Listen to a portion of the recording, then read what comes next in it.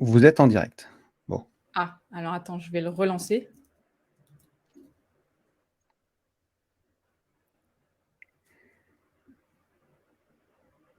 Mais je ne sais pas comment on voit sur LinkedIn pour le coup. Ben, là, sur LinkedIn, c'est marqué avant le direct. Attends, je vais cliquer pour participer. L'événement commence bientôt. Ah, salut, je me vois. C'est marqué, ouais. Bah, je pense que ça marche. Il y a du monde. Comment on fait pour savoir s'il y a Ok, des alors, gens? putain, ah ouais, comment on fait pour savoir s'il y a des gens?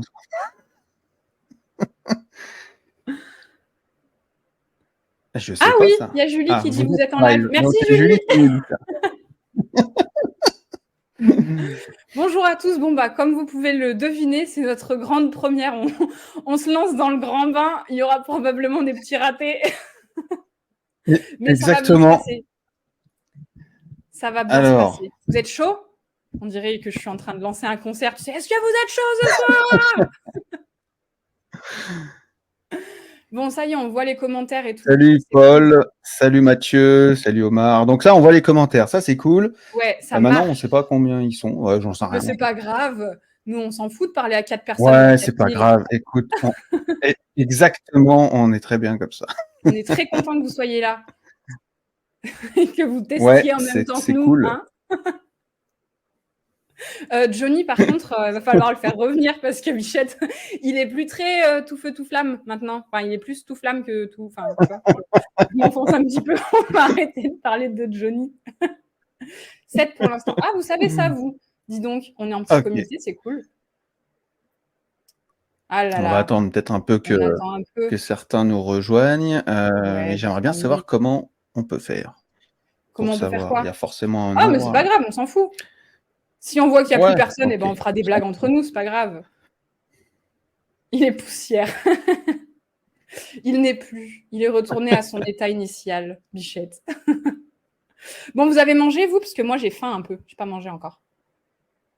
J'ai chaud, par contre. Ce que je Écoute, disais à Pascal avant de commencer, je sue de la moustache. Vous m'excuserez si si je me c'est sèche quelle un heure peu chez la toi? moustache C'est 15 en cours heures? de live.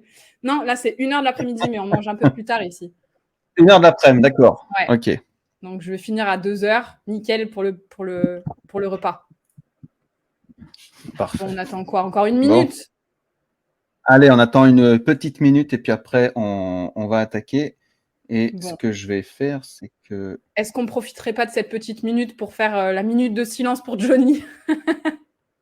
Oui, il est tôt. On a 8 heures de décalage. Donc, c'est pour ça qu'on fait Ouais, 21h. Parce que les lives habituels à midi, si tu veux, chez moi, c'est un peu le milieu de la nuit. Donc, c'est pas top, top, top. voilà. Je suis un C'est peu pour moins ça fraîche. que je me suis sacrifié. Tu peux peut-être enlever, Pascal, le commentaire de StreamYard Ah merde, ah, putain, comment on fait? qui Ouais, est mais toujours là... là.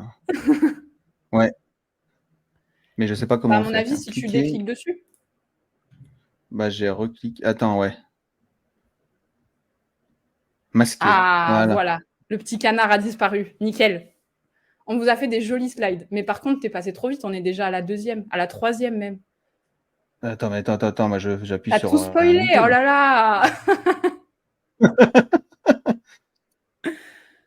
Ça tourne Bon, pas bah, tout on va seul, là. commencer tranquillement, non? Puis ceux qui arrivent après, ils nous Voilà. rejoindront en cours de route. Et exactement. Exactement. Eh Alors, ben, on va se vas-y. faire quand même une petite présentation. Hein. Allez, honneur aux dames. Nelly, je te laisse te présenter Alors, avant rapidement. toute chose, oui, Omar, normalement, ça sera enregistré s'il n'y a pas de problème technique. Si voilà, Le on le canard est garantit parti à pas la ça. casserole. Parfait pour mon repas de tout à l'heure. Nickel, il sera pile prêt à l'heure. Alors, on se présente. Eh ben oui, alors moi, je m'appelle Nelly Kempf et donc j'habite au Mexique, d'où le petit décalage horaire. Je suis consultante SEO et puis voilà. Je suis surtout spécialisée sur tout ce qui est contenu, stratégie édito et aussi je fais pas mal de vulgarisation. Enfin, j'ai du mal à le dire par contre. Ouh là là, vulgarisation. Surtout sur LinkedIn, j'essaye de rendre le SEO un peu plus simple que ce que ça peut l'être parfois, parce qu'il y a plein de mots très compliqués, il y a plein de concepts qui peuvent être compliqués, mais pour débuter, on n'a pas besoin de s'en mettre plein la tête avec des mots hyper techniques et tout ça. les bases, ça peut aussi être simple et c'est aussi ce qu'on va essayer de vous montrer aujourd'hui. Donc, voilà qui je suis et ce que je fais. À toi, Pascal. Alors, moi, je m'appelle Pascal Dumont. Donc moi, j'ai une entreprise qui s'appelle Calyptus. Et du coup, dans cette entreprise, j'ai un centre de formation qui est certifié Calliope. Et moi, alors, je fais du SEO aussi, mais j'aide surtout et j'accompagne, moi, tous les chefs d'entreprise, tous les indépendants, en fait, qui vont galérer avec leur site internet, qui vont galérer avec leur référencement naturel, qui ont des soucis, d'organisation, de gestion du temps. Ça m'arrive aussi d'intervenir dans tout ce qui est gestion de projet et dans tout ce qui est motivation pour les équipes ou à titre individuel, parce que je suis aussi préparateur mental. Donc voilà, donc grosso modo, j'apprends à leur faire ou alors je fais pour eux. Voilà, c'est l'idée, c'est ça. Et pour le coup, moi, je suis dans le web depuis 2003, donc ça va faire 20 ans que je suis dans le web. Je sais pas s'il y en a. C'est le Johnny du web, quoi. Voilà, c'est ça. Donc c'est vrai que pour le coup, concernant le référencement naturel, j'ai vu toute son évolution en 20 ans. Alors moi, j'en parle pas beaucoup du référencement naturel sur LinkedIn parce que je me positionne pas forcément comme un expert, mais je connais quand même assez bien le sujet. Et c'était cool du coup d'être avec Nelly pour en parler, pour vulgariser justement le référencement naturel, parce que j'en ai marre de tout le temps voir des termes hyper techniques, hyper machin, c'est super dur et tout. Alors qu'en fait, déjà, avec les bonnes bases bien avancées, on peut faire déjà beaucoup de choses. Voilà. Ouais, et puis ça va être cool parce qu'on a du coup 2 façons de faire différentes et le SEO, il n'y a pas vraiment de... Il y a des bonnes bases, des bonnes pratiques, mais c'est aussi beaucoup d'expérimentation, beaucoup d'itération, de tester un peu ce qui marche pas. Donc, on va venir chacun avec nos expériences, chacun avec nos façons de faire. Et il y a peut-être des fois où on va dire des choses qui sont différentes l'un de l'autre, mais c'est très bien. Comme ça, vous aurez 2 fois plus de retours d'expérience en 1 minute. Donc, que demande à part le retour de Johnny. Donc exactement. Donc juste quelques petites précautions oratoires. On est parti, grosso modo, on avait prévu 1 heure de live avec Nelly. On essaiera de répondre à toutes vos questions. On précise que c'est pas une masterclass sur le référencement naturel. On va pas vous apprendre les bases et tout ça de A à Z dans ce live-là. On est vraiment là pour répondre nous à vos questions. Si vous êtes bloqué, si vous avez des problématiques. Vous avez remarqué, on n'est pas forcément familiarisé avec StreamYard, donc on s'excuse d'avance sur les erreurs. Si on voit pas les questions, les machins, donc ça sert à rien de nous insulter, de hurler et tout. Non, je pense pas que ce soit le cas. Sinon, on coupe mais les voilà, d'électricité. Voilà, exactement. L'objectif du live, c'est vraiment de vous débloquer ou de vous éclairer sur certains points de référencement naturel en essayant d'être le plus, on va dire, le plus clair ou le plus le plus simple possible pour vous faire avancer par rapport à vos blocages. Ni plus ni moins, en fait. C'est ça, Nelly? C'est ça. Mais on va quand même commencer par une toute petite présentation rapide pour remettre les bases et savoir de quoi on parle. Pendant 5 minutes, on va vous parler un tout petit peu des fondamentaux vraiment du SEO et après, on enchaîne directement sur les questions. Voilà. OK. Alors, à quoi on peut s'attendre quand on veut faire une stratégie de référencement naturel? Alors bon, on a mis un mal de tête, c'était une petite boutade, c'est pas vrai, à partir du moment où vous êtes bien préparé en fait. Si tout est clair pour vous, si vous avez eu les bons outils, les bons formateurs, pourquoi pas, normalement, il ne devrait pas y avoir un mal de tête à ce point-là.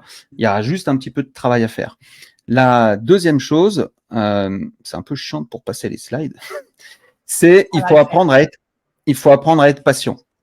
Là-dessus, je pense que tu seras d'accord, Nelly. Le référencement naturel, c'est un marathon un peu. N'allez pas croire juste parce que vous allez faire un article aussi bien optimisé soit-il que vous allez avoir le lendemain la première place sur Google, etc. Et que si vous allez vendre et que vous allez avoir du trafic de fou, selon le contexte, ça peut vraiment prendre pas mal de temps.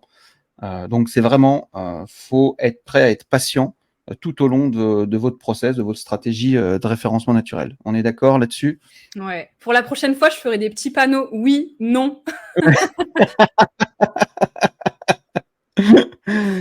Et puis il y a un truc, c'est qu'il faut apprendre à plaire à Google. Alors ça, c'est un truc que j'ai eu du mal au départ, mais en fait, c'est impératif. Donc tous les discours de ouais Google, moi je m'en fous, les big data, le machin, je les emmerde, etc. Je me mets pas machin à genoux devant eux. On oublie en fait parce qu'on s'en fout que vous soyez pour ou contre Google. Google c'est le moteur qui est le plus utilisé dans le monde. Donc profitez-en tout simplement pour attirer du trafic organique, pour attirer de la visibilité, pour respecter tout ce qu'ils préconisent concernant l'expérience utilisateur. Et en fait, l'avis de ce que vous pensez de Google, on s'en fout un peu en fait.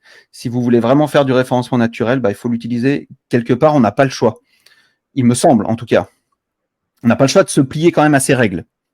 Donc, c'est un peu le maître du jeu, quoi. Donc, si on veut optimiser voilà. seulement pour DuckDuckGo, on se prive d'une certaine tranche de marché. Voilà, exactement. Ensuite, il faut apprendre à être bien organisé. Alors ça c'est pas forcément propre au référencement naturel, mais dans le référencement naturel, moi je trouve qu'il y a plein de choses à faire. Et si c'est le bordel, vous allez perdre un temps fou parce que il y a entre la stratégie de référencement naturel, écrire un article, etc. Ça se prépare. C'est pas tiens j'ai une idée, allez je vais écrire maintenant parce qu'en fait vous allez perdre votre temps à trouver déjà les bonnes phrases, vous allez perdre votre temps à chercher les bonnes sources, vous allez perdre votre temps à trouver les bonnes images, etc. Alors que si vous préparez tout ça en amont, si vous avez vraiment une organisation, on va dire avec des dossiers bien organisés, etc. Une fois que tout ça c'est prêt en amont, là vous allez pouvoir être efficient dans votre référencement naturel. Dans l'écriture d'un article ou d'un post, de ce que vous voulez. Et franchement, j'ai accompagné quand même pas mal d'entreprises sur le référencement naturel en tant que consultant. Et moi, je trouve les mecs ils s'éparpillent tous en fait. Et du coup, ils perdent énormément de temps et à un moment donné, ça les gonfle. Et puis du coup, ils arrêtent et puis voilà. Je sais pas si toi, Nelly, de ton côté, tu as eu ça aussi. Oui, c'est Mais vrai. voilà. En fait, comme tu l'as dit, c'est une course de fond. Donc, si on n'est pas bien préparé, si on visualise pas là vers où on veut aller, on va pas faire une course de fond. On va faire 1 kilomètre par-ci, 1,5 km par là. Et puis, au bout de 10 kilomètres, en avançant par-ci, par-là, finalement, dans la ligne droite, on n'aura fait que 500 mètres. C'est une image vraiment très tirée par les cheveux, mais je sais pas si vous me suivez. Toujours est-il, ça demande de l'organisation, ça demande de se projeter sur qu'est-ce qu'on veut faire avec son site internet, vers où on veut aller, à qui il s'adresse, etc. Et on ne fait pas un truc parce qu'on a eu envie de le faire un matin en se levant, quoi. C'est vraiment de la stratégie qui est faite en amont, sinon on brasse du vent pour absolument rien. Exactement. C'est pas juste je fais un mot-clé, tiens, j'ai trouvé un mot-clé, ça me paraît pas mal, je vais faire un truc là-dessus. Voilà. Donc autant le temps reste précieux, donc si on peut l'utiliser à bon escient, c'est bien. Ouais. Et le dernier petit point que je voulais aborder moi là-dessus, c'est être conscient en fait que les résultats ils sont pas garantis. Je connais aucun, on va dire, spécialiste en référencement sérieux qui va vous garantir une première place quelle qu'elle soit. Et des fois, vous avez beau faire tout votre possible, vous allez galérer à être visible, c'est comme ça. Il n'y a rien qui garantit, même si vous avez la plus belle technique du SEO du monde. Alors, en général, ça finit toujours à un moment donné par payer quand même, mais il n'y a rien qui garantit. On peut pas dire avec cette technique-là, vous êtes sûr d'arriver en tête de Google, machin. C'est pas vrai, tout simplement.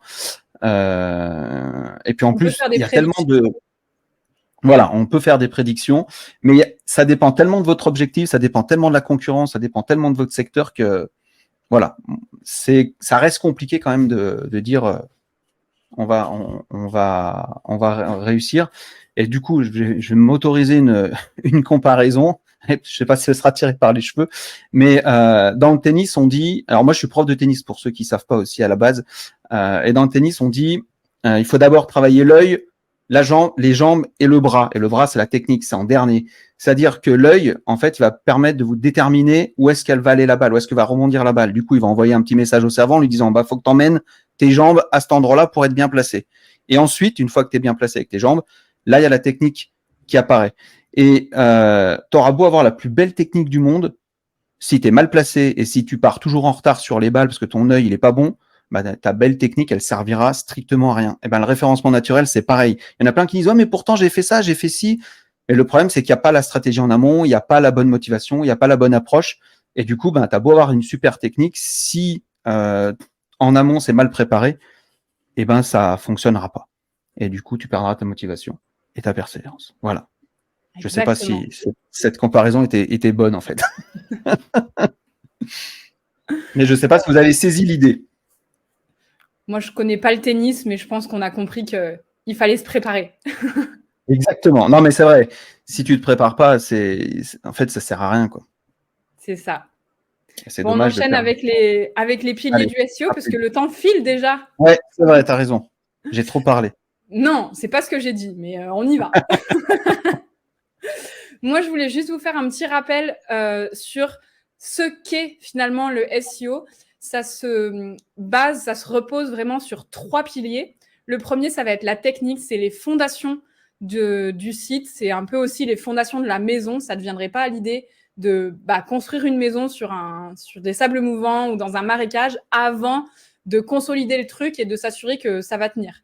Sur le site internet, c'est exactement pareil. La technique, c'est ce qui va te permettre de faire venir des gens, de ne serait-ce que permettre à Google d'indexer, de venir visiter ton site, parce qu'on peut aussi lui interdire ça. Donc là, tu peux te démener dans tous les sens. Si tu n'as pas autorisé Google à venir voir ton site, ça ne va pas bien se passer pour toi.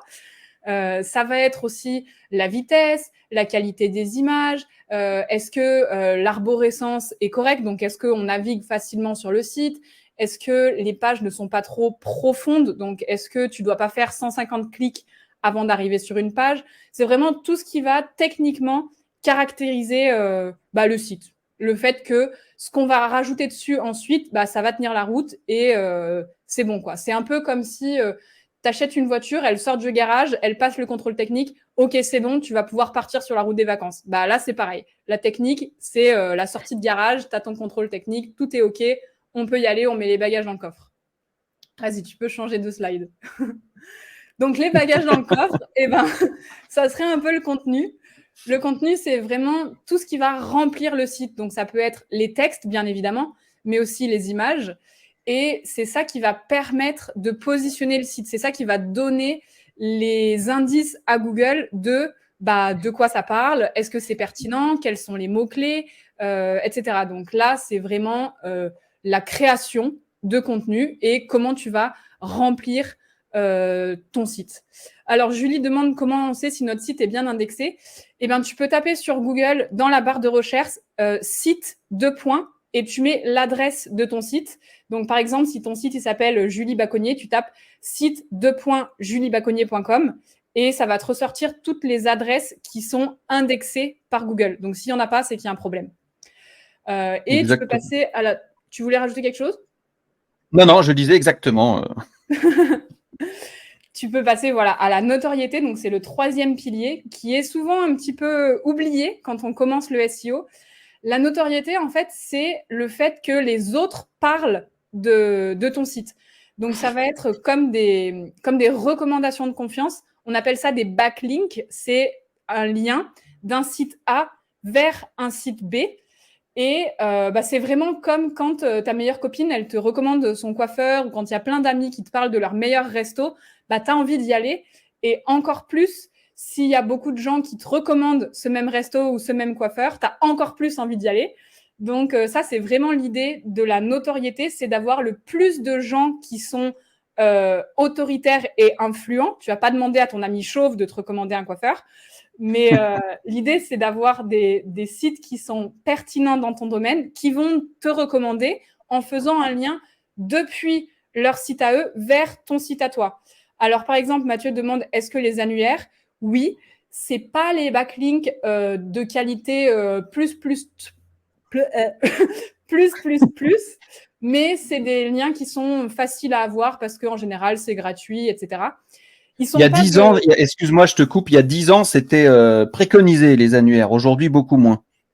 Disons, c'est pas une mauvaise pratique, mais si tu comptes que là-dessus, tu vas avoir un peu de mal à dépasser tes concurrents parce que tout le truc de l'annuaire, c'est que tu vas avoir 10 000, 15 000 liens qui vont sortir de ce site-là. Donc, chaque recommandation aura un petit peu moins de poids, en fait. Et ça permet aussi, c'est aussi un petit peu moins pertinent en termes de sujet. Par exemple, moi, j'ai un site sur le SEO. Si c'est un restaurant qui fait un lien vers moi, c'est un petit peu moins pertinent que si c'est, par exemple, le site de Pascal qui parle aussi du SEO, qui fait un lien vers moi, parce que c'est un expert qui recommande un autre expert. Donc oui, tu peux négocier avec d'autres entrepreneurs. Et les types de backlink qu'on recommande, idéalement, le meilleur backlink, ça va être sur un site qui est déjà considéré comme un site d'autorité, donc qui lui-même se positionne bien sur Google, qui est lui-même reconnu comme autoritaire, pertinent. Par exemple, si tu es un expert comptable, c'est super bien d'avoir un backlink sur les Échos ou sur un truc d'expert comptable que je connais pas. Je m'embarque toujours dans des exemples, je suis désolée les gars. Mais... en gros, voilà, un backlink de qualité, c'est un backlink qui reste dans le même sujet que le tien, qui vient d'un site qui est lui-même autoritaire et référent, et en plus, qui est à l'intérieur du texte de l'article. Parce qu'on peut trouver parfois des liens qui sont un peu cachés, qui peuvent être dans le pied de page, ou qui peuvent être un peu cachés dans la page.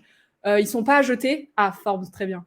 Ils ne sont pas à jeter, mais c'est toujours mieux si le lien est directement dans l'article, encore mieux s'il est en haut de l'article, et si le texte sur lequel on doit cliquer, qui s'appelle l'encre de lien, est optimisé. Donc, c'est-à-dire si c'est, par exemple, si tu es expert comptable, on reprend mon exemple que je ne maîtrise pas du tout, et que Forbes fait un lien vers toi, c'est top s'ils font un lien cliquable avec le texte sur lequel tu peux cliquer qui va être le meilleur expert comptable de Nantes, par exemple. Ça, c'est contextualisé, on sait sur quoi on va cliquer quand on clique dessus, quoi. Voilà. On a plein de questions. On va en prendre quelques-unes dans le chat et puis après, on va répondre aux questions qu'on a reçues en avance. Tu veux répondre à ça, Pascal ? Exactement. Moi, comment solliciter un backlink ? Alors moi, il suffit de demander. Et évidemment, il faut que ce soit en rapport avec l'activité. Je dis n'importe quoi. Si tu es boulanger et que tu demandes un backlink sur un site de voiture, de garagiste, pour moi, il y a aucun intérêt. Alors tu me dis si je me trompe, Nelly, mais je pense que c'est pas utile et en plus tu peux même te faire pénaliser par Google. Donc pour moi, il faut vraiment solliciter dans le secteur d'activité ou les activités connexes. Et puis il faut demander tout simplement. En fait, moi on t'envoie un petit mail ou quelque chose comme ça et tu sollicites un backlink. Faut qu'il y ait un échange de bons procédés, que tout le monde soit gagnant-gagnant. Alors je crois qu'on t'a perdu, Nelly. Non, je suis là. Tu m'entends plus ? Si, c'est bon. Ah. Ok. Si, ça y est, c'est bon, je te revois. Une des techniques qui est très efficace pour avoir des backlinks, ça s'appelle les articles invités. Donc, par exemple, moi, je suis consultante SEO, j'ai certaines spécialités qui peuvent être un petit peu complémentaires de celles de Pascal. Je vais écrire moi-même un article de blog sur un sujet qui va être pertinent pour le site de Pascal, dans lequel je vais pouvoir apporter mon expertise. Et du coup, c'est gagnant-gagnant. Pascal, il va avoir un article qui va être gratuit et qui va être normalement de qualité, signé de la part d'un autre consultant. Donc, ça va permettre à son site de gagner un petit peu d'autorité parce qu'on voit qu'il fait appel à d'autres professionnels. Et moi, je vais avoir la possibilité d'être visible de son audience à laquelle je n'aurais pas forcément accès normalement. Et en plus, je vais avoir un backlink qui va pointer vers mon site et qui est hébergé sur un site qui est lui aussi dans le SEO, pertinent, etc. Donc ça, c'est top. C'est ce qu'on appelle les articles invités, c'est ça ? Ouais, c'est ce que j'ai dit au début, si tu avais écouté. Mais tu vois, ça a coupé, cher ami. Oui, alors, exactement. Okay. Les articles invités peuvent être payants aussi. Ça va dépendre en fait du site sur lequel tu vas vouloir mettre ton backlink. Mais si c'est un site qui a déjà beaucoup d'autorité, c'est effectivement un business de faire payer les gens qui veulent obtenir des backlinks de ton site. Donc oui, effectivement, c'est vrai. Et est-ce que Océane demande si plus un site a d'autorité, plus la valeur du lien est forte ? Oui, si ça reste contextualisé. Donc, si ça reste dans ton domaine d'activité. Encore une fois, si tu es boulanger et que tu n'as que des liens qui viennent de toiletteurs pour chiens et de garagistes, même si c'est le meilleur garagiste du coin, disons, c'est pas à jeter, mais c'est pas non plus très pertinent parce qu'en plus, vous n'avez pas les mêmes clients, etc. Donc, quelqu'un qui va lire l'article de blog sur le site du garagiste, bah, il va pas avoir grand-chose à faire de la recette du pain, quoi. Voilà. Est-ce qu'il faut que ce soit forcément dans la même activité? Pas forcément dans la même activité, mais il faut que ça reste pertinent. Par exemple, si tu es créateur de décoration, je dis ça au hasard parce que c'est ce que je faisais avant, eh ben, ça peut être pertinent d'obtenir des liens de blog lifestyle parce que ils vont pouvoir parler des meilleurs cadeaux pour Noël ou de la décoration de la maison, etc. Donc, il faut que ça reste pertinent et que tu puisses avoir quand même une cohérence entre les sujets. Ça, c'est important. Ouais, c'est ça. Il faut vraiment qu'il y ait que l'activité principale ce soit connexe à tous les autres backlinks que vous allez pouvoir demander. Il faut vraiment que toutes les activités soient connexes, enfin que ça tourne autour de ce que vous faites. Ouais. Angélique demande le prix. C'est très, très, très variable. Ça va de quelques dizaines d'euros à quelques milliers. Donc, c'est très variable. Tu peux te donner une idée, par exemple, sur le site de Paper Club.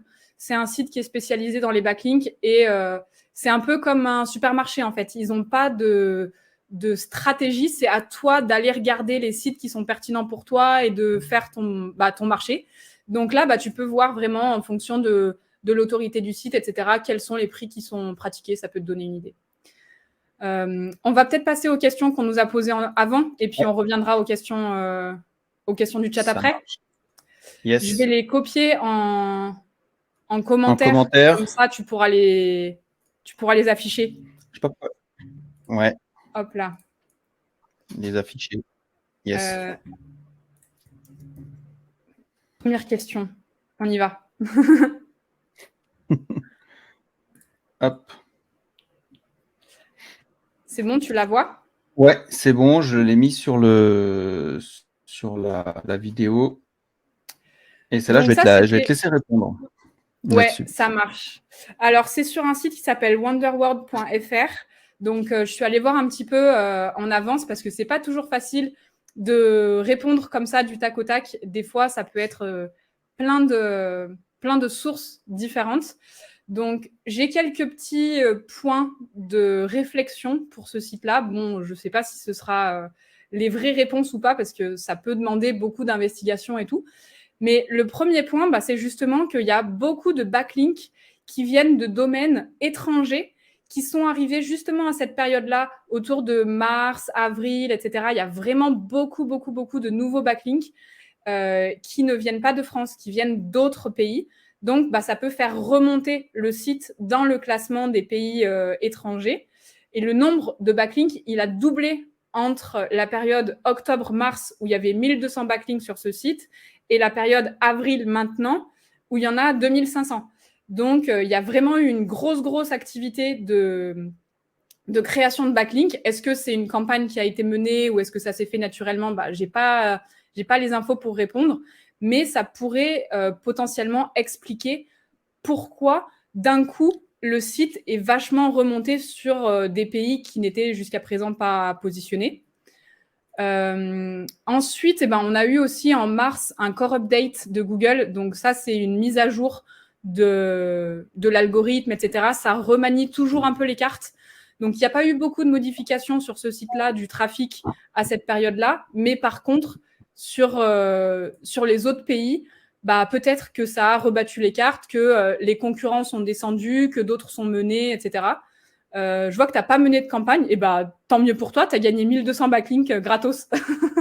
Et j'ai regardé, les profils sont bons, enfin, ce n'est pas des profils qui sont toxiques ni rien du tout, donc il n'y a pas de souci, tu peux les garder, tu peux les laisser, c'est très bien pour toi. Et le dernier point, c'était pas un point, c'était plutôt une réflexion. J'ai vu qu'il n'y avait pas beaucoup de différence de trafic entre France et monde. Donc, il y a quand même la plupart de ton trafic qui vient de France. Donc, est-ce que les commandes viennent vraiment du trafic organique? Est-ce que ça viendrait des réseaux sociaux? Tu vois, tu pourrais regarder un petit peu là-dessus parce que depuis Google, il y a beaucoup de visiteurs qui viennent directement de France. Est-ce qu'on peut supprimer des backlinks? Oui. Mais avant, c'était pertinent. Maintenant, c'est pas forcément une pratique qui est très recommandée. Et d'ailleurs, Bing vient juste de supprimer justement son outil de désaveu de lien.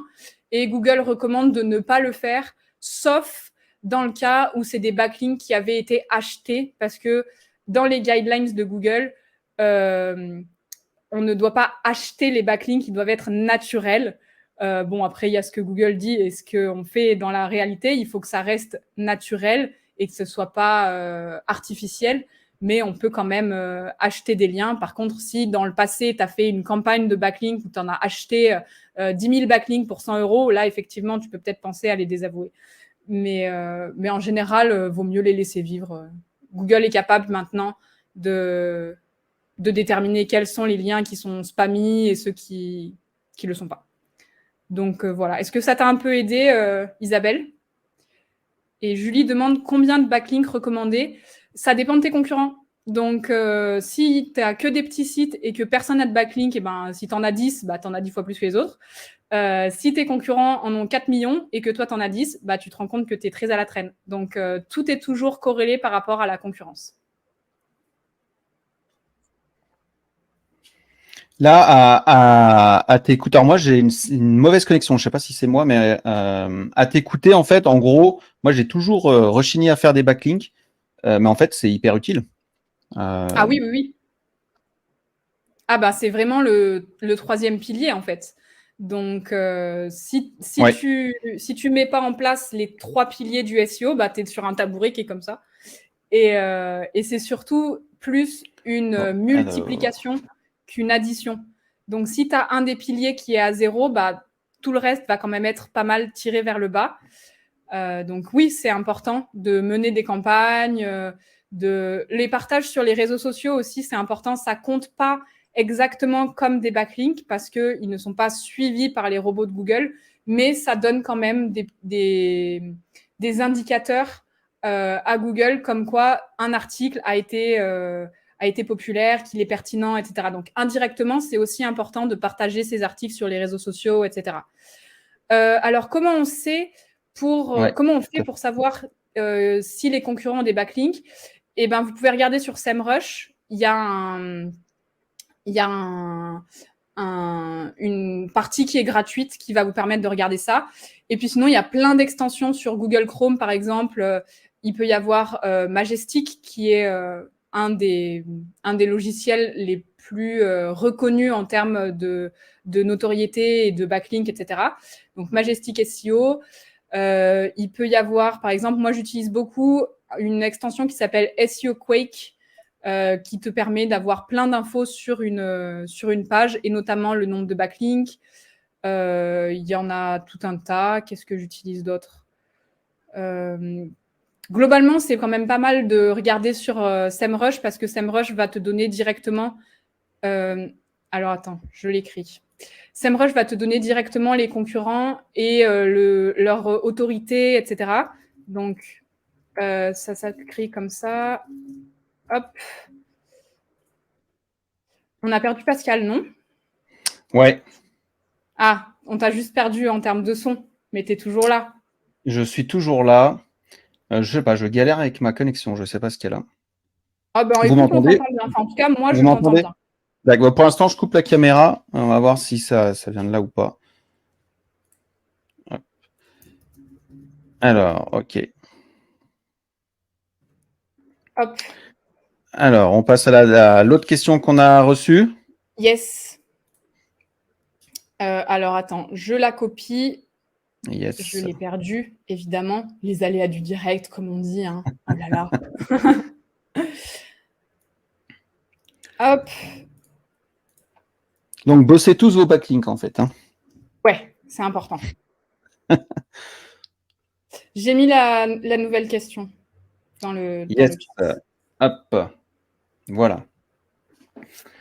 Alors ça, c'est un service de location de campervan en Afrique de l'Ouest. Ouais. Donc le site, effectivement, il est en route. Il n'était pas fini quand on l'a regardé. Et la question, c'était quoi? Du coup, je ne me rappelle plus. C'était quelle stratégie utiliser? Ouais, comment définir une stratégie SEO efficace et cohérente entre tous mes supports digitaux? c'est pas évident de savoir quand on connaît pas la stratégie qui a été Ça, développée. Mais exactement. globalement, on commence toujours une stratégie SEO en vraiment se questionnant sur quelle est la cible qu'on veut atteindre, qui sont les gens à qui on veut parler, qui sont les clients potentiels. Et puis de ça, va découler ensuite une stratégie de mots-clés sur lesquels on va vouloir positionner nos pages. Et puis, la rédaction, les backlinks, etc. Mais les premières questions à se poser, ça va vraiment être quel est mon marché, qui sont mes clients, à qui je veux m'adresser. Est-ce que tu as des Exactement. choses à rajouter? Non, non, c'est ce qu'on avait dit, mais non, effectivement, pour moi, c'est le positionnement de la cible. Tant qu'on ne sait pas où on va, ça sert à rien de commencer à rechercher des mots-clés, etc. Et c'est ce qu'on disait en introduction, c'est à nouveau, c'est de l'organisation en fait. Et c'est effectivement, une fois que tu as ta cible, eh ben, tu vas pouvoir là vraiment commencer à rechercher les mots-clés, à rechercher et qu'est-ce que tu veux dire aussi. Parce que c'est l'intention de recherche, c'est pas histoire de dire je veux mettre des mots-clés pour mettre des mots-clés, il faut savoir ce que sa cible, elle veut. Qu'est-ce qu'elle veut comme format, qu'est-ce qu'elle veut comme type d'article, etc., etc. Et donc là, on peut pas répondre là-dessus. Je sais pas si la personne, elle est dans le chat qui nous a posé la question. Je ne sais pas. Peut-être qu'elle nous en dira un peu plus. Mais tant qu'on n'en sait pas plus sur son positionnement, c'est compliqué de donner une stratégie particulière sur le référencement naturel. Ouais, mais toujours partir de la cible et de à qui on veut s'adresser. Il y a un exemple qui est souvent utilisé en SEO, par exemple, d'un fameux chausseur qui voulait utiliser le mot soulier parce que c'est ça qu'on utilise quand on parle de Louboutin, etc. Sauf que toi et moi, on ne dit pas soulier. Et en fait, personne ne tape soulier sur Google, donc c'est peut-être beaucoup plus pertinent de parler de escarpins, chaussures de luxe, que sais-je encore. Il faut vraiment utiliser les mots qui sont utilisés et qui sont connus par le client et par la cible, parce que sinon, on va passer à côté. Alors, Voilà. peut-être que effectivement, ça peut être intéressant de rédiger quelque chose sur soulier pour les 3 personnes qui utilisent ce mot-là, mais c'est dommage de se cantonner à ce mot-là. Donc, l'idée, c'est comme toujours en marketing, de connaître sa cible et de vraiment partir de là. Et puis, ouais, faut pas écrire parce que vous aimez un sujet, en fait. Il faut plus penser côté client, enfin, ou côté prospect. Qu'est-ce que mon prospect, lui, va aimer? Qu'est-ce qu'il va utiliser? C'est ça, en fait, qu'il faut surtout faire. Parce qu'effectivement, soulier, personne ne le dit, quoi. Donc, même si vous aimez bien ce nom-là, ça sera pas pertinent, quoi. Donc, Ouais, exactement. On avait une autre question sur les mots-clés. Ça, c'est une question ouais. qui revient tout le temps. Enfin, moi, on me pose toujours des questions sur les mots-clés. C'est bon, je l'ai mise dans le truc. Tu peux Ouais. l'afficher déjà, Pascal. Hop. Voilà. Donc, sur la cannibalisation. Alors, ceux qui Ouais. ne savent pas ce qu'est la cannibalisation, c'est quand on a 2 pages qui parlent d'un sujet très, très proche, voire même identique. Et donc, en fait, il n'y a aucune des 2 pages qui va pouvoir se positionner correctement parce que Google n'est pas capable de savoir laquelle est la meilleure. Donc, au lieu d'avoir 100% de force sur une page et puis de parler d'autre chose sur une autre page, vous avez 50 et 50. C'est très bof sur les deux. C'est un peu dommage. Donc ça, c'est quelque chose qu'on évite à tout prix. Il faut toujours penser qu'une page égale une intention de recherche. L'intention de recherche, c'est ce que s'attend à lire le lecteur quand il tape quelque chose dans Google. Par exemple, maigrir, perdre du poids, c'est 2 mots qui sont différents.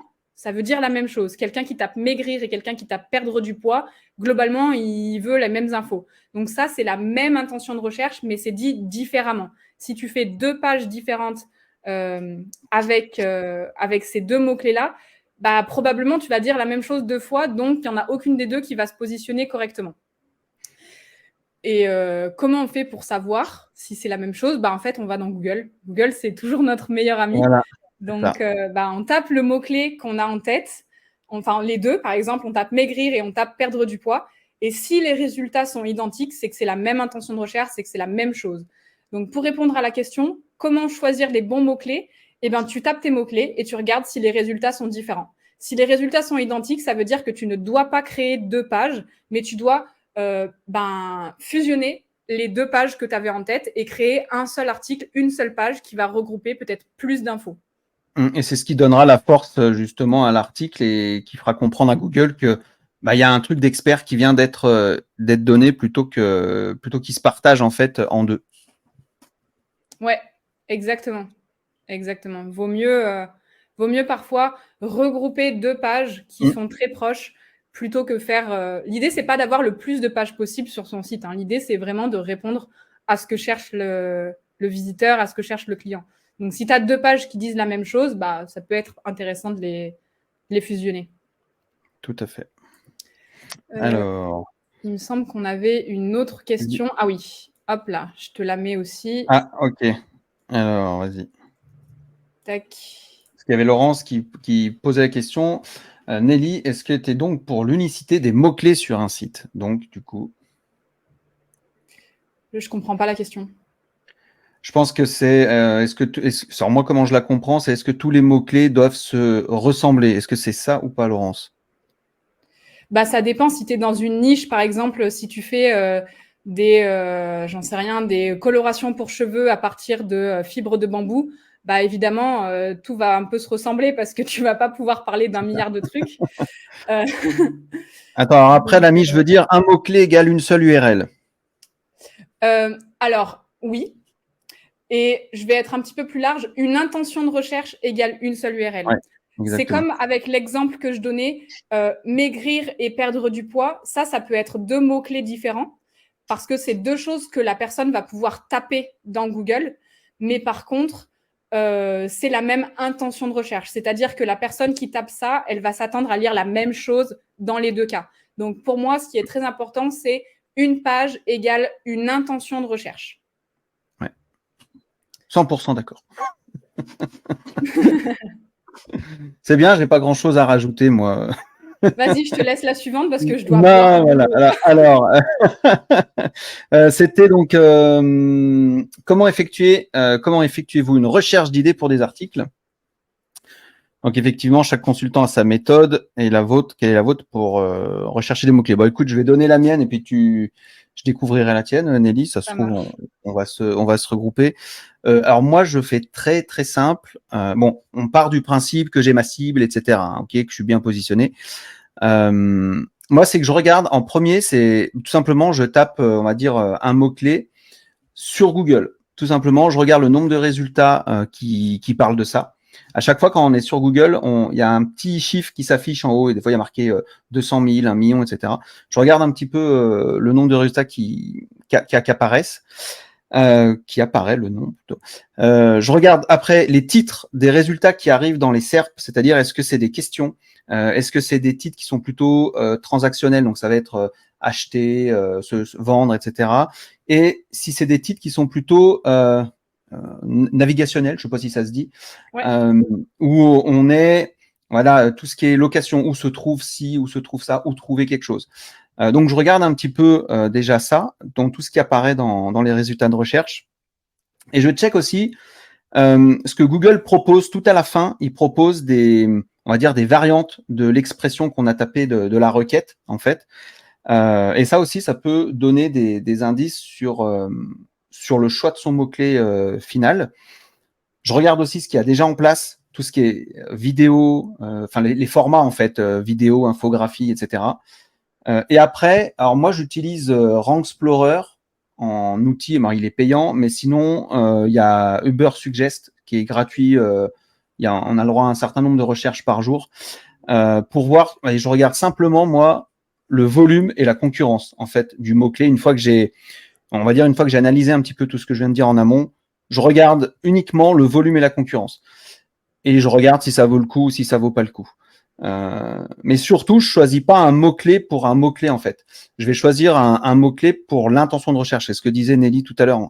Voilà, c'est un peu moi la façon dont je recherche mes mots-clés. Je le fais assez simple. Je suis pas trop prise de tête avec des analyses de fou. Moi, je trouve que tu as déjà une bonne méthode. Moi, je vais un petit peu plus loin. Par exemple, quand tu dis que tu regardes le nombre de résultats dans la page de recherche, moi, je le spécifie un petit peu plus. En fait, au moment de taper le mot-clé, au lieu de taper juste le mot-clé dans la barre de Google, je vais taper all in title, 2 points, et ensuite le mot-clé.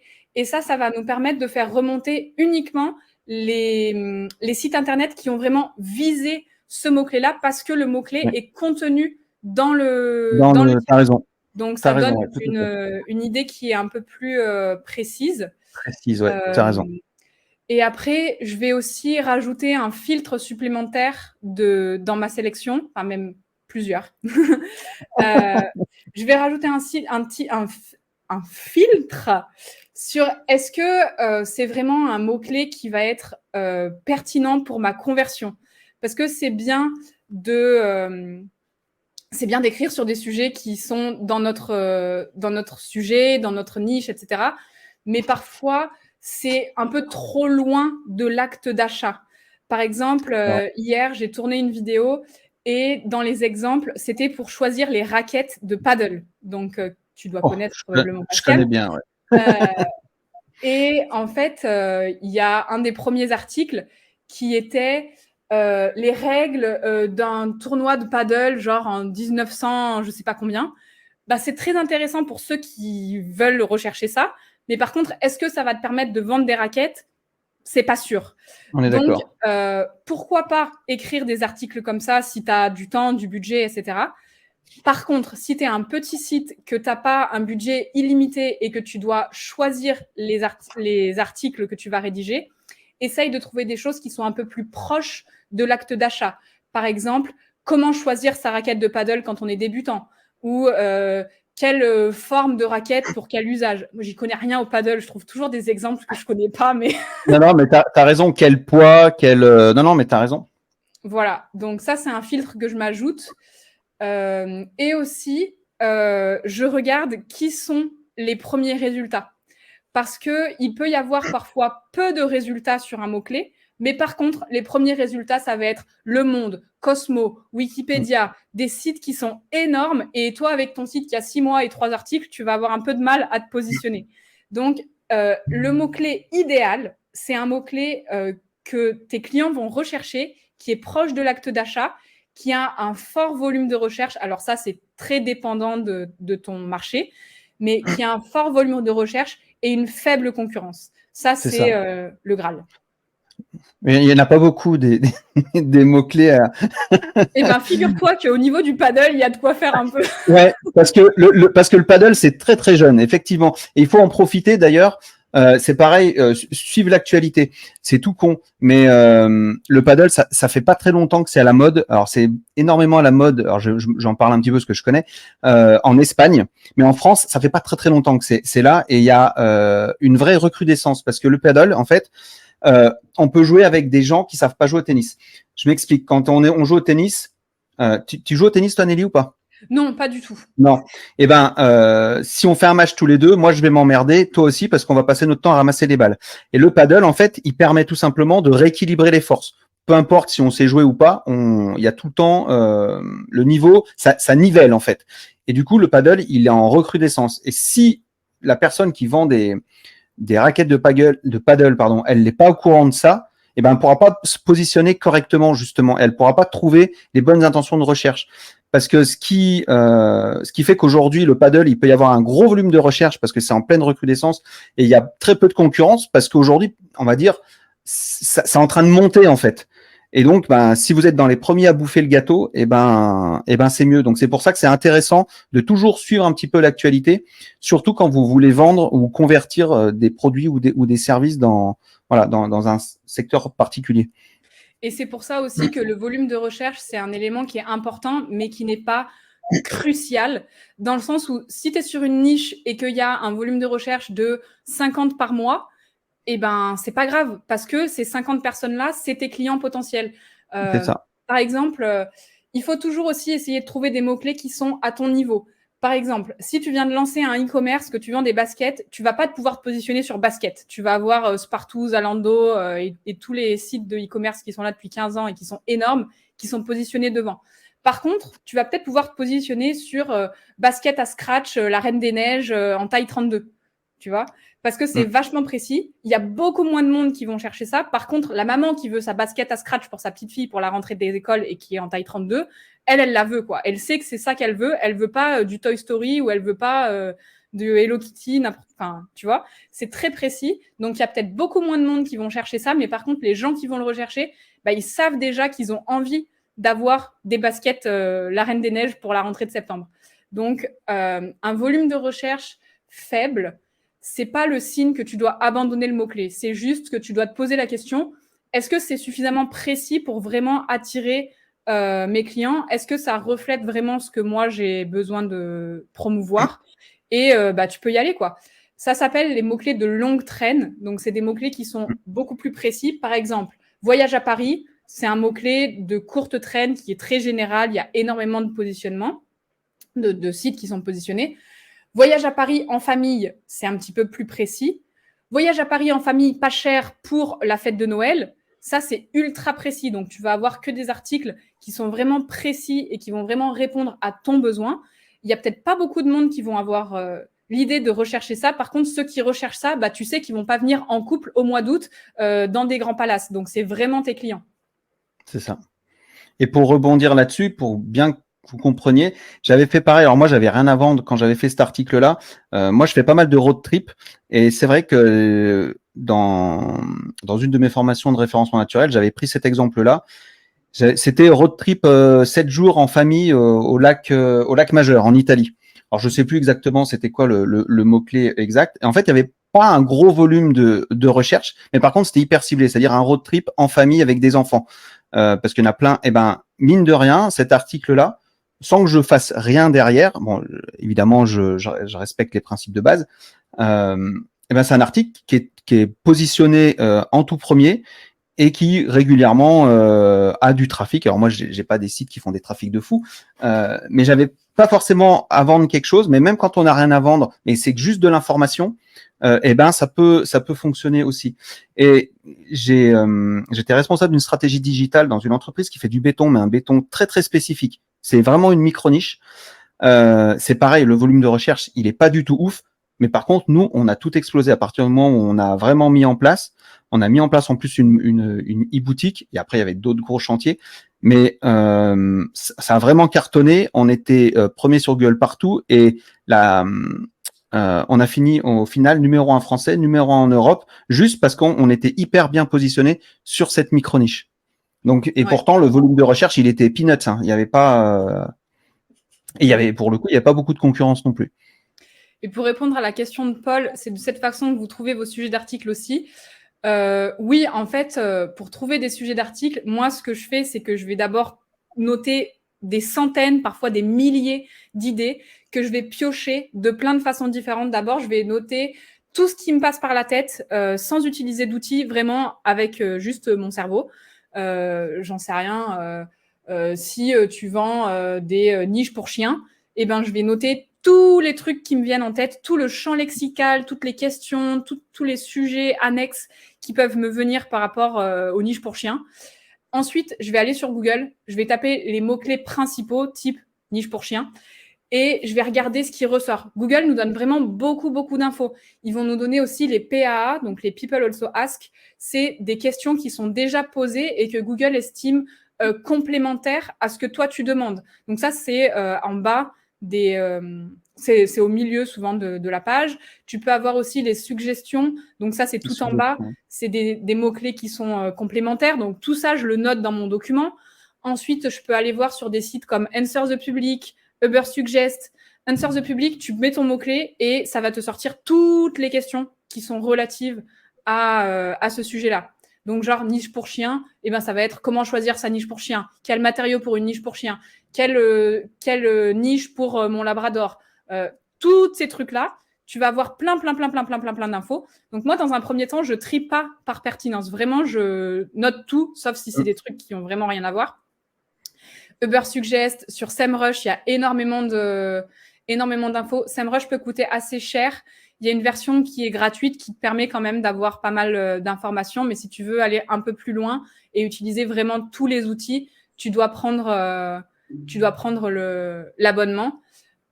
J'ai mis un peu plus haut sur SEMrush, j'ai mis un lien qui te permet d'avoir, je ne sais plus si c'est 1 semaine ou 2 semaines gratuites pour tester. Donc, si tu as besoin de faire une stratégie, tu t'enregistres, tu bombardes pendant 1 semaine, quoi. Donc là, tu peux avoir plein d'infos. Tu peux aller aussi sur tout ce qui est forum, par exemple, sur Reddit, sur Quora.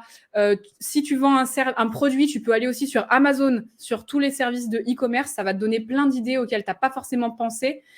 Et avec ça, tu vas avoir une liste, mais vraiment très, très, très longue.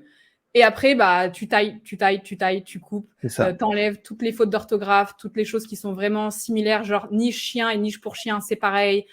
Singulier, pluriel, c'est pareil. Donc, tu coupes.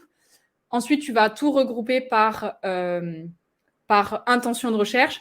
Par exemple, niche pour chiot et niche pour bébé chien, c'est la même chose. Tu ne vas pas écrire 2 articles différents. Donc, ça, tu regroupes. Et puis, à la fin, ça te fait plein d'idées d'articles. Et d'ailleurs, les forums, c'est une super idée parce qu'il y a plein d'objections dans les forums. Et du coup, en plus, vous pouvez répondre également ça peut vous donner des idées pour répondre. Et c'est marrant. Je pense qu'on fait un peu de la même façon, Nelly. Moi, je vais juste partager un truc. Oh. Parce que ça répond aussi peut-être à la question. On en a une question comme on recherche les mots-clés là. C'est que moi, je pars du thème principal. Donc là, c'est très mal écrit, hein, mais c'est marqué tennis au centre. Et en fait, c'est tout ce que ça fait penser. Qu'est-ce qui est sujet connexe au tennis? Alors, il y aura raquette, puis ça me fait penser au cordage, puis ça me fait penser à la tension, etc. Et comme après, la même chose que Nelly, après, à un moment donné, on regarde ce qui se fait, on prend notre process et on coupe jusqu'à trouver on va dire le bon truc, quoi. Ouais.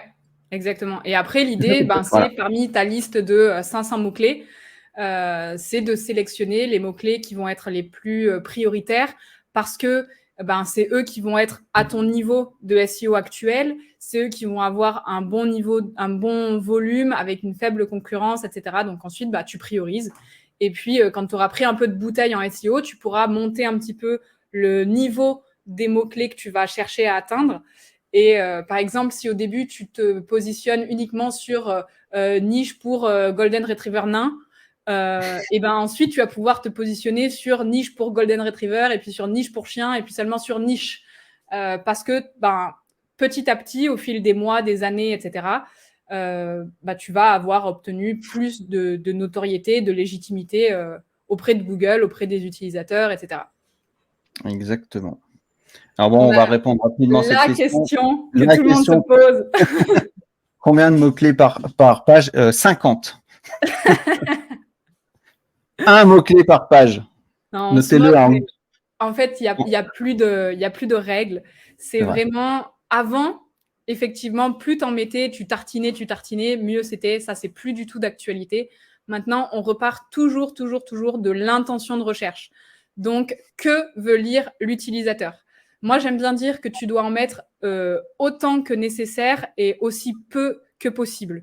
Donc, si ta question nécessaite 1500 mots, écris 1500 mots. Si ta question nécessite 500 mots, écris 500 mots. Tu peux avoir une idée en fonction de comment, des résultats qui sont déjà positionnés. Si parmi le top 10, c'est que des articles de 3000 mots, probablement tu vas devoir faire 3000, voire un petit peu plus. L'idée, c'est de toujours apporter une information supplémentaire, un angle de vue additionnel qui n'a pas été utilisé par les concurrents, etc. Donc, on ne copie pas ce que font les concurrents, on apporte son point de vue, on apporte ses expériences personnelles, on apporte sa sauce. Et puis, l'idée, c'est de faire un petit peu mieux. Exactement. Et du coup, combien de mots-clés par page? On est d'accord? Je l'avais pas lu. C'est pas grave. Mais c'est pas grave, t'es passé sur la question d'après, mais un mot-clé par page. Hein. C'est une seule intention de recherche par page. Hein. Un mot-clé par page. Pardon, je me suis emballée sur une question qui n'avait rien à voir. Mais c'est pas grave, parce que du coup, finalement, au final, ça répond quand même. Alors, grosso modo, alors moi, je suis un peu vieux jeu, je suis resté sur un mot-clé tous les 100 mots. Voilà. Donc, c'est beaucoup, tu trouves, toi? Moi, je trouve que ça fait pas très naturel. Je préfère ajouter les déclinaisons. Par exemple, si tu sais pas écrire ça.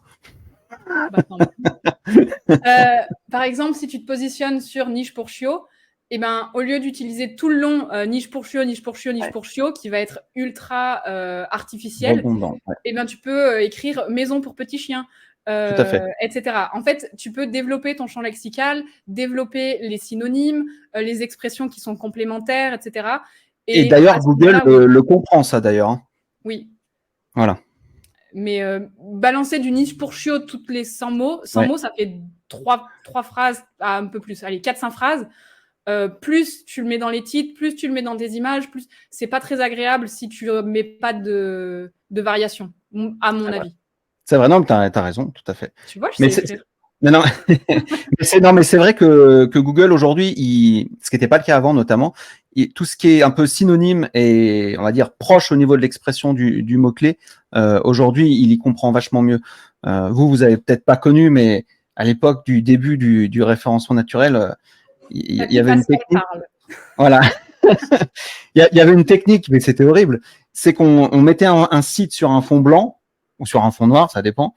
Et on écrivait tous les, je sais pas moi, 200 mots-clés, le même mot-clé sur fond blanc, donc ils se voyaient pas en fait. Et on était super bien positionné. Aujourd'hui, c'est évidemment plus possible de faire ça. Ne faites pas ça. Hein. Là, vous vous faites défoncer par Google. Là. Aujourd'hui, on et donc fait du voilà. Bon, on arrive tranquillement à la fin. Est-ce que vous avez une ou deux dernières questions avant que tout le monde aille se brosser les dents et se coucher? Sauf moi.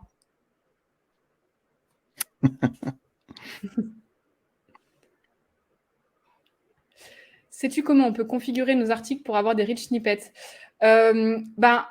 Déjà, tu peux regarder un petit peu quels sont les rich snippets qui vont sortir sur la page de résultats. Les rich snippets, c'est les contenus qui vont être un peu différents sur la page de résultats de juste le titre et le aide-moi et le résumé de la page. Le résumé de la page, la description de la page. Excuse-moi. Non, moi, j'aime bien devoir galérer, c'est marrant. J'aime bien aussi, mais tu vois, j'ai la moustache qui sue encore, c'est une cata. Mais il fait beaucoup trop chaud chez moi. Et donc, comment on fait pour avoir des rich snippets? Eh ben, par exemple, tu peux répondre à une question de façon très précise. Genre, si tu veux te positionner sur comment choisir sa niche pour chiot, eh ben, tu vas essayer de faire un paragraphe qui peut être extrait directement. Donc, tu vas commencer par comment choisir sa niche pour chiot. La niche pour chiot peut être choisie en fonction de la taille de votre animal et de Tu vois, l'idée, c'est que tu puisses penser ton article pour que certains paragraphes puissent être extraits directement. Donc, ça peut être aussi des tableaux. Par exemple, si tu fais des tableaux, essaye de mettre plus de 3 lignes. Comme ça, dans l'extrait de Google, eh ben, ça va être cliqué sur voir plus. Et à ce moment-là, on va aller sur ton site. Alors que si tu mets 3 lignes, bah, tout va être directement dans la page de Google. Tu vas perdre un clic. Il y a plein de... Ça va vraiment dépendre en fait du type de rich snippet qui va être présent sur la page. Mais l'idée, voilà, c'est de toujours pouvoir penser ton article comme une succession agréable à lire de plein de petits extraits qui peuvent être pris indépendamment et compris tout seul. Voilà ce que j'en pense.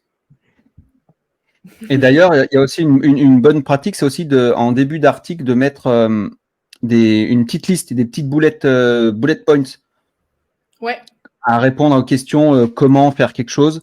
Vous répondez tout de suite une petite liste, une petite checklist. Et après, derrière, vous développez votre article, etc. Et ça, souvent, ça ressort pas mal aussi en position, dans les premières positions, même les positions 0 des fois. Ouais. C'est pas mal. Alors, est-ce qu'on a le pouvoir de proposer nos snippets type, oh là là, nos trucs type avis ou étoile? En fait, ça, tu dois le mettre dans les balises schéma. Donc, tu vas sur schéma.org et ça va te donner la liste de toutes les balises structurées. Et c'est avec ça que tu dois encadrer, par exemple, les avis pour que Google comprenne que ça, c'est un avis. Donc, il y en a plein de différents. Il y a effectivement les avis, les foires aux questions, etc., qui ne sont plus d'ailleurs extraites depuis cette semaine dans les pages de résultats de Google, mais peu importe. Donc, tu vas sur schéma.org et tu vas avoir toute la liste des trucs que tu peux baliser. Voilà. Dernière question. Alors, dernière question.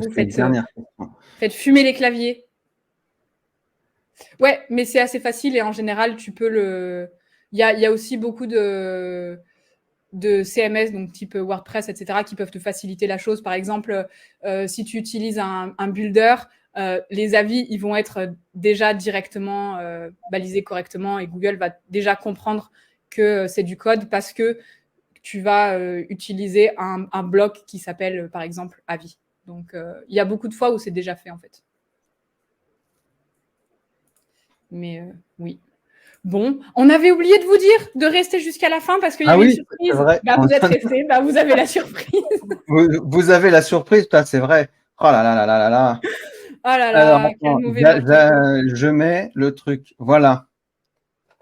Donc, on a décidé de faire une petite promo. Alors, à la base, on n'était pas du tout parti pour vendre quelque chose. Hein. On a fait vraiment par plaisir. Mais on s'est dit, allez, pourquoi pas, on va en profiter s'il y en a que ça peut intéresser. Donc, il y a, donc moi j'ai fait une formation en ligne, donc en vidéo, etc., qui dure un petit peu plus de 2 heures sur vraiment les bases, tout mettre en place pour attaquer rapidement le référencement naturel sans trop se prendre la tête. Et Nelly, je te laisse présenter ton e-book qui est top aussi, qui est génial. Pendant que tu parlais, j'ai mis mon lien dans les commentaires, alors je te laisse mettre le tien. Ah ouais, non, mais moi je suis pas un bon commercial, moi, vous voyez. Bah, comment veux-tu que les gens cliquent s'ils savent pas où c'est? Ouais, c'est clair. Alors moi, j'ai écrit un e-book qui s'appelle Tout naturellement le SEO depuis zéro. Et l'idée, c'est que si vous n'y connaissez rien, pas grand-chose ou un petit peu au SEO, eh ben, que vous puissiez mettre en place une stratégie depuis zéro. Donc, vraiment, on a tout le pilier technique, le pilier contenu, la notoriété pour savoir qu'est-ce que vous devez mettre en place, pourquoi c'est important, comment le faire. Donc, j'explique à chaque fois les concepts théoriques et puis, bien sûr, j'explique aussi comment le mettre en place. Et puis, il y a même des devoirs de type cahier de vacances. Donc, voilà. Exceptionnellement pour vous, c'est à 30 € en ce moment. Avec Nelly, voilà, Champollion et Poulpi. J'arrive pas à mettre mon machin, moi je peux pas écrire de commentaires. Je te l'ai mis dans le chat privé, tu as moyen de le copier-coller, s'il te plaît. Je sais pas, je préférerais que tout le monde dépense son argent chez moi. Franchement, pour 100 balles, là, vous avez 2 produits qui sont quand même pas mal du tout. En tout cas, pour vraiment commencer le référencement naturel, pour enlever vos blocages. Et surtout, c'est actionnable assez rapidement, en fait. Si vous avez la bonne méthodologie. Merci, Nelly. Voilà. Un bon backlink. Oui, moi, je suis pas sûre qu'il soit... écoutez, voilà. On arrive tranquillement, là. Attends, je vais pleurer. Pourquoi vous voulez pleurer? Non, mais il faut pas pleurer, vous allez voir. C'est pas si compliqué que ça. Il faut prendre les choses petit à petit, étape par étape. Et après, ça fait moins peur. Puis sinon, franchement, vous nous envoyer des questions. Exactement. Voilà, on arrive à la fin. On a à peu près tenu les délais, pas mal. Ouais. J'ai un peu trop parlé au début, c'est pour ça. Non, mais ça va. On est pas mal, là. On est pas mal. Eh bien, il nous reste à vous souhaiter une bonne soirée, une bonne une bonne soirée à tous. Toi, Nelly, une bonne journée. Hein. Ouais, moi je vais aller manger. Merci à toi, en tout cas, c'est cool que tu aies accepté de participer à la construction de ce live, c'était cool. Avec plaisir, attends, être accompagné de Pascal et Poulpi, c'est pas tous les jours. Donc, non, c'était cool. Merci à vous, en tout cas. Alors, je ne sais pas du tout combien on était. Il y en a qui savent ou pas? Ça m'intéresse, j'aimerais bien savoir. Je ne sais pas où on peut voir. Je ne sais pas, mais c'est pas grave. Mais c'est pas grave, en tout cas, ceux qui étaient là, j'espère qu'on a répondu à vos questions, en tout cas. Que ça a pu vous débloquer, peut-être comprendre d'autres choses, même si de temps en temps, il y avait des petits termes techniques.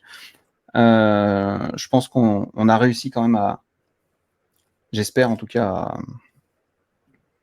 à répondre à tout ça. Ouais, je pense aussi, j'espère. 15 en fin de parcours. On était 15. Pas mal. Bon. Vous avez préféré SWAT sur TF1? Franchement, je suis déçue. Non, c'est top. Bah, j'espère que ça vous a aidé, que ça a répondu à vos questions. Et puis, ben, peut-être qu'on fera une prochaine édition. Qui sait, on verra.